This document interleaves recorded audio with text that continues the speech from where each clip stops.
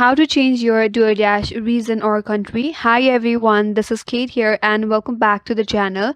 And on today's video, we will learn how we can change your DoorDash region or country.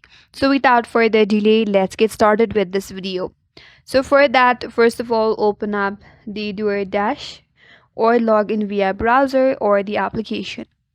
So here in DoorDash, it will automatically detect your location using your GPS.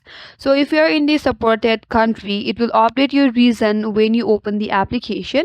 For that, make sure that your location access for the DoorDash is turned on in the settings.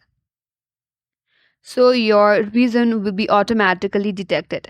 But if you want to manually change your address or the delivery address, all you have to do is update your delivery address. So at the top there is your delivery address. Tap on that address. Now you could tap on this edit icon next to it or enter your new address to change your delivery address, and you could also set it as a default. Now your feed updates to show restaurants near that new region that you have changed recently.